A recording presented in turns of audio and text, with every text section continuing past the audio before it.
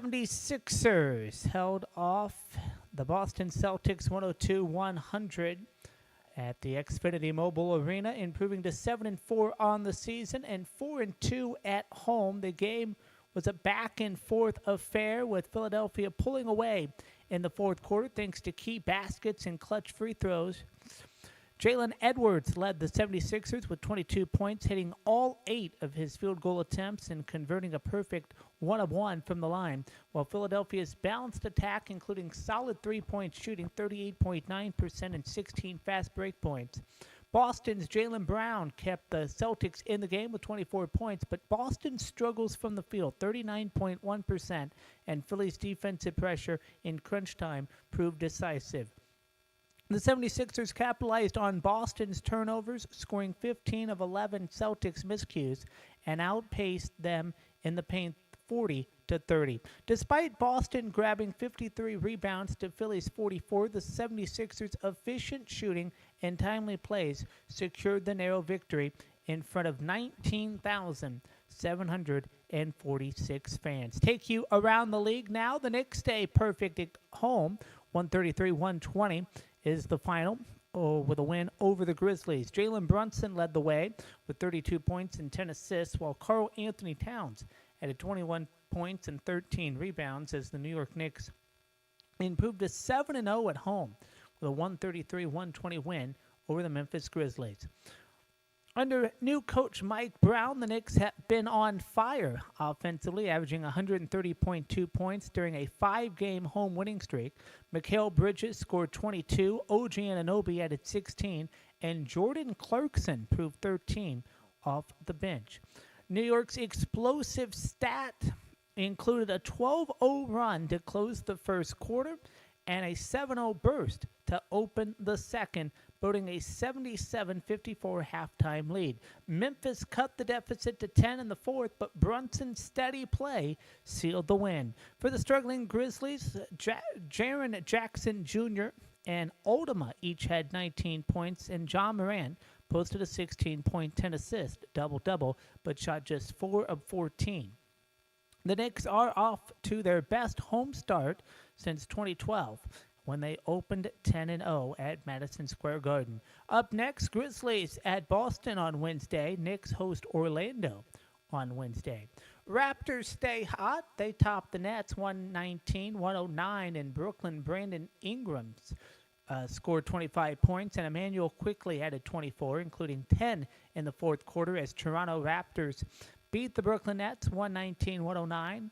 Scotty Barnes posted a 15-point, 11-rebound double-double, and Jacob Poeltl added 12 points and 10 boards as Toronto won their fifth time in 6 games, shooting nearly 50% from the field and dominating the glass 50-36. For Brooklyn, Nick Claxton and Michael Porter Jr. each scored 21 points, but the Nets dropped to 1-10 on the season and remain winless at home 0-6. Toronto led 60-52 at halftime, saw its advantage trimmed to 83-81 late in the third, but Jamel Shed buzzer beater and a quickly led 7-0 run in the fourth helped put the game away. The Raptors have now won 3 straight at Barclays Center. Up next, Raptors at Cleveland on Thursday, Nets at Orlando on Friday.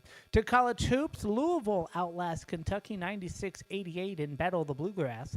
The 12th-ranked Louisville Cardinals stayed unbeaten with a hard-fought 96-88 win over arch-rival Kentucky on Tuesday night at the KFC Yum Center in front of a sold-out crowd of 22,586. Louisville built a 20-point cushion in the second half and held off a late Kentucky surge to improve to 3-0 on the season. Brown Jr. led the Cardinals with 29 points, knocking down 10 of 11 free throws and adding steady leadership in crunch time. Louisville's defensive intensity made the difference, forcing 14 Kentucky turnovers and turning them into 19 points while racking up 11 steals. The Cardinals also moved the ball well with 20 assists on 31 made shots. For Kentucky, Adderben kept the Wildcats competitive, pouring in 26 points on 10 of 20 shooting, but this team couldn't overcome Louisville's pressure or free throw advantage. 21 makes for Kentucky's 12 despite shooting a solid 47.1% from the field and winning the rebound battle 42-40. Kentucky's miscues proved costly. The victory marks Louisville's third straight home win to start the season and another memorable chapter in one of college basketball's fiercest rivalries, one that lived up to the billing from tip-off to final buzzer. Getting you ready for the Nuggets and the Kings coming up next, and let's get right into it. Denver comes in red hot, 7-2, 4 straight wins, playing as well as anybody not named Oklahoma City right now. Nikola Jokic is doing his usual MVP stuff, scoring, rebounding, making everybody better, and even with Jamal Murray and Aaron Gordon both a little banged up, this team hasn't skipped a beat. Sacramento, they're in trouble. They're 3-7. They're not defending anybody, and the vibes are not good in that locker room. You can see it. Fox is frustrated. The body language is bad. And if Sabonis can't go tonight with that rib injury, they've got no shot inside. Keys to the game, number one, Denver's front court. Okay, if Sabonis is limited or out, Jokic has to step up, and he will. He will absolutely pick this team apart. He put up 34 on them a week ago, and he didn't even have to break a sweat doing it. If Sacramento doubles him tonight, Denver's shooters will make them pay. Porter, Cladwell Pope, and even Braun have been reliable spacing the floor. Number two, Kings three-point shooting. This is the only path for Sacramento. They've got to get hot from deep. Monk, Herter, Fox, they all need to be near 40% tonight to hang in. If they shoot 33, 35% as they have been lately, this thing is over by halftime. And finally, controlling the glass. Denver's a top 5 rebounding team, and Sacramento ranks 26 in rebound percentage. That's a disaster matchup.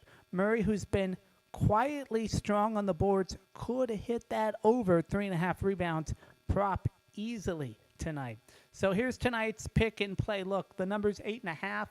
That's a big number for a road favorite. I get it. But there's a reason it's big. Denver's the better team by a mile. Sacramento's not stopping them. And the Nuggets are rolling with championship rhythm right now. So I'm going to take Denver at 8.5. I like Jamal Murray over 3.5 rebounds. I think final score, Nuggets 126, Kings 111. More on that game in a moment, but first let's check on some NBA games while we have the time. Games going on right now as we speak.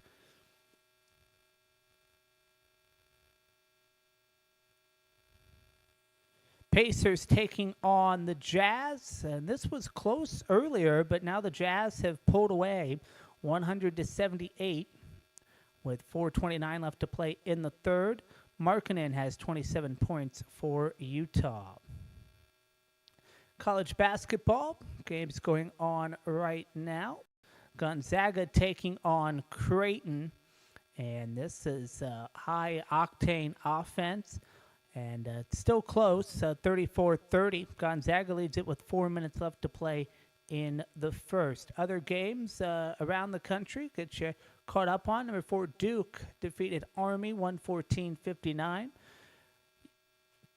North Carolina won at home against Radford 89-74. Florida defeated Florida State 78-76 in a tight one in Gainesville.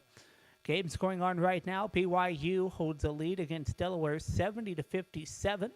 Illinois has a 5-point lead with 12 seconds left to play in the second against Texas Tech 80-75.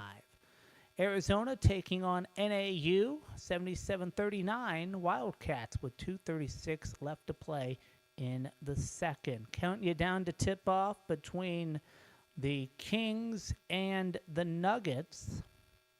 And that game coming up at the top of the hour. While we wait, let's get to some stories around the NBA. And the big news coming out of Dallas, of course, is that general manager Nico Harrison is out of a job. Dallas Mavericks general manager Nico Harrison has been fired. It was announced today. The decision was made after a Tuesday morning meeting between Harrison and team governor Patrick Dummett. This decision reflects our continued commitment to building a championship caliber organization, one that delivers for our players, our partners, and most importantly, our fans. That's what Dermott said in the statement. Assistant general managers Michael Finley and Matt Riccardi have been promoted to lead the Mavs basketball operations department on an interim basis. So Harrison has been under fire from Mavericks fans since he stunningly traded Luka Doncic to the Los Angeles Lakers on February 2nd, months removed from the then 25-year-old five-time first-team All-NBA selection, leading the franchise to an NBA Finals appearance. That trade, in which Dallas received Anthony Davis, Max Christie, and a 2029 first-round pick in return, prompted fan protest outside the American Airlines Center on the night of the deal and before the team's next home game. That anger has never dissipated, as Fire Nico chants have frequently been heard ever since the team's home games, including last night against the Bucks, where they lost. Dallas had a 182-157 record during Harrison's 4+ year tenure, which was highlighted by runs to the 2022 Western Conference Finals and the 2024 NBA Finals. The Mavs were 135-88 in regular season games, in which Doncic played during that time, and 47-69 otherwise. In the immediate aftermath of the trade, Harrison said that the deal improved Mavs' odds to win a championship, stating that the franchise would have a 3 to 4 year window to contend. And in that deal, of course, they got Davis, a 10-time All-Star who was sidelined with a abdominal injury at the time of the injury, at the time of the trade, too, and has only played 14 regular season games as a Maverick. Okay, with Harrison under fire, Davis rushed back to play in the Mavs' February 8 game against the Houston Rockets, the first home game after the trade. He had a dominant first half, but sustained an additional strain and aggressive abdominal injury in the third quarter that sidelined him for the next 6 weeks. Davis has missed the past 6 games, 5 of which the Mavs lost with a left calf strain. Sources said that Davis wanted to return over the weekend, but that Dermott sided with the members of the Mavs medical staff who were adamant that Davis should err on the side of caution.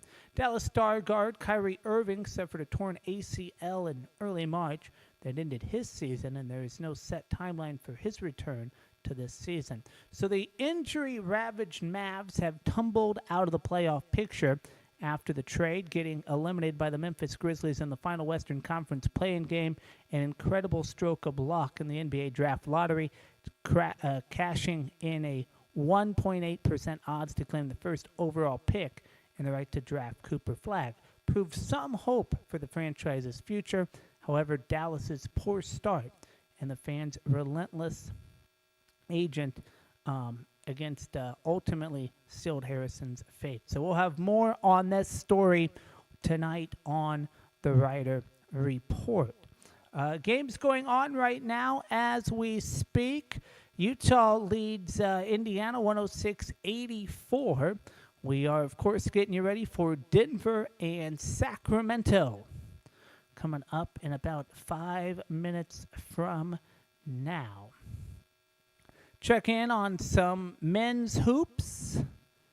Gonzaga taking on Creighton in a big-time non-conference matchup. Get you caught up on that game, plus others in the country. And that's where we'll start. We'll start with Gonzaga. They lead by 5, 38-33, with 2:33 left to play in the first. Ike has 11 points for the Bulldogs. Number 7, BYU at home against Delaware. Wright the third has 26 points, 7 rebounds, 8 assists. BYU leads at 75-62 with 5:11 left to play in the second. Arizona at home against Northern Arizona. 59 seconds left to play in the second. Arizona leads at 82-45. And Aristrad has 18 points for the Wildcats. Final scores, number 6, Michigan hangs on to defeat Wake Forest 85-84. Mara had 18 points, 13 rebounds, 6 assists for the Wolverines. Duke wins on the road against Army 114-59. Boozer had 15 points, 9 rebounds. Florida hangs on to defeat Florida State in Gainesville, 78-76. Howe had 20 points, 13 rebounds. North Carolina wins at home, 89-74 against Radford. Bogovich, 19 points for the Tar Heels. Number 12, Louisville at home against Kentucky, and Louisville gets it done, 96-88. Brown Jr. has 29 points. Arkansas defeated Central Arkansas 93-56. Auburn won at home against Wofford 93-62. Kansas defeated Texas A&M Corpus Christi 77-46. Illinois gets it done at home against Texas Tech 81-77. And Wisconsin remains undefeated, toppling Ball State 86-55. So that's what's going on in college hoops. Getting you ready, though, for the Nuggets and Sacramento. And look, Sacramento looks like a team ready to make changes. If they get blown out against the Nuggets tonight, don't be shocked. If this is a game that forces management's hands, Denver, they're just doing what contenders do. They're going to win, they're going to travel, and they are going to repeat. I like Denver to win this game big, big, big. That'll do it for the Hardwood Report. We will see you for the Hardwood Report at the half. And, of course,